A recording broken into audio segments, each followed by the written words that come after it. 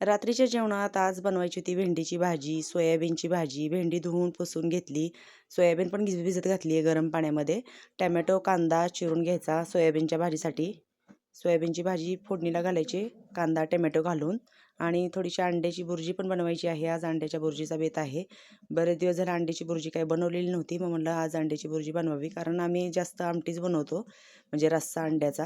तर कांदा, टोमॅटो, मस्त कोथिंबीर, मिरची, घरचा इसूर, हळद, मीठ घालून अशी तव्यातली अंड्याची बुर्जी कशी वाटली ते पण नक्की सांगा. आणि इकडे अशा मक्कच्या भाकरी, सोयाबीनची भाजी पण माझी झालेली आहे तयार. आत्या शेंगा फोडतायत. हे बघा आता सगळे बसतील गरमागरम जेवायला. तर आता राहिली माझी भेंडीची भाजी फोडणीला घालायची. ती घालते कढईमध्ये. तर ही अंड्याची बुर्जी तव्यातली कशी वाटली ते मला नक्की कमेंटमध्ये सांगा. आणि या सगळ्यांनी गरमागरम जेवायला.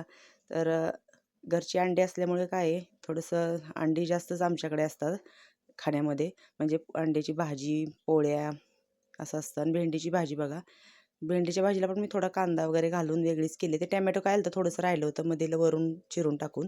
हळद, मीठ, मिरची, शेंगदाण्याचं कूट. कशी वाटली भाजी नक्की सांगा आणि या सगळ्यांनी जेवायला.